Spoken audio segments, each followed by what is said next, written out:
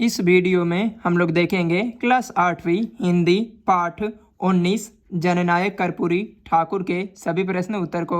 चलिए इस वीडियो को शुरू करते हैं। जैसा कि प्रश्न अभ्यास का यहाँ पे प्रश्न दिया गया है पाठ से। क्वेश्चन नंबर 1, कर्पूरी ठाकुर अपने परिजनों को प्रतीक्षा करने के लिए क्यों कहते हैं। और क्वेश्चन नंबर 2, क्वेश्चन नंबर 3 और क्वेश्चन नंबर 4 यहाँ पे दिया गया है। चलिए इसको कॉपी पे नोट कर लेते हैं, इसके बाद समझाने का प्रयास करते हैं। जैसा कि क्वेश्चन नंबर 1 में यहाँ पे दिया गया है कि कर्पूरी ठाकुर अपने परिजनों को प्रतीक्षा करने के लिए क्यों कहते हैं। इसका उत्तर में हम लोग लिखेंगे कि संभवतः कर्पूरी ठाकुर के परिजनों की यह आकांक्षा होगी कि कर्पूरी पढ़ लिख कर हमें गरीबों से निजात दिलाएगा, सारे सुख साधन प्राप्त होंगे। लेकिन जननायक के लिए संपूर्ण देश परिवार था। उन्होंने देश की जनता को पराधीन की बेड़ी में जकड़ा देखा तो उनके लिए असहनीय था।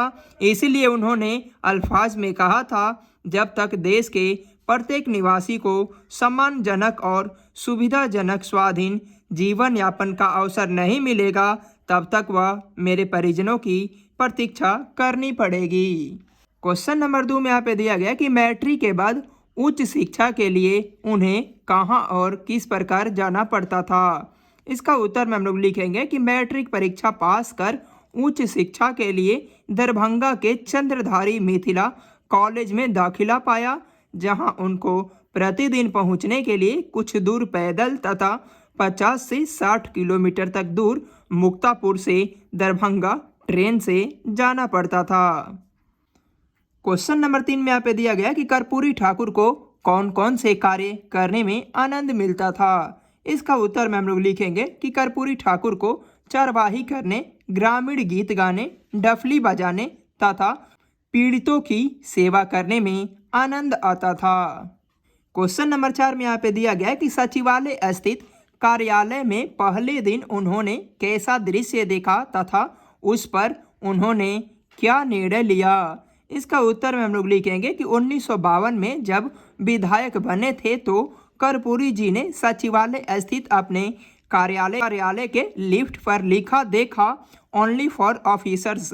यह देखकर सचिवालय में इस सामंती प्रथा को समाप्त कर आम लोगों के लिए लिफ्ट का प्रयोग करवाया। इस प्रकार पाठ से सभी प्रश्न उत्तर को देख लिए हैं। अब देखेंगे पाठ से आगे। जैसा कि क्वेश्चन नंबर 1 में यहाँ पे दिया गया है कि अपने अध्ययन के दौरान आपको किन किन समस्याओं का सामना करना पड़ रहा है। इसका उत्तर में हम लोग लिखेंगे कि अध्ययन के दौरान हमारे यहाँ लाइट जाती रहती है तो हमें अंधेरे में भी पढ़ना लिखना पड़ता है। कई बार शब्द पुस्तक से हमें समझ नहीं आती, इसीलिए हमें ज़्यादा बारीकों से ध्यान देना पड़ता था। क्वेश्चन नंबर 2 में यहाँ पे दिया गया है कि आपको दिन भर में बहुत सारे काम करने पड़ते हैं, यथा कमिंग्स पढ़ना, खेलना, छोटे भाइयों की देखरेख करना, खाना बनाने में सहयोग करना, परीक्षा की तैयारी करना, सोना आदि। आप किन कार्यों पर कितना समय देंगे और क्यों।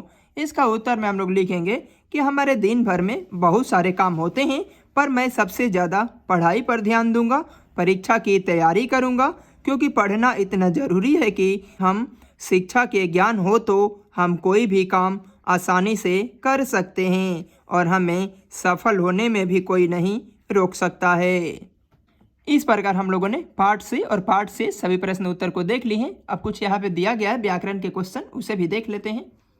जैसा कि व्याकरण में यहाँ पे दिया गया है कि अनेक शब्दों के बदले एक शब्द। यहाँ से देखना है कि गागर में सागर भरना कहावत यही चरितार्थ होती है। विस्तृत विचारों या भावों को थोड़े शब्दों में अनेक शब्दों के बदले एक शब्द की जानकारी से प्रस्तुत की जाती है।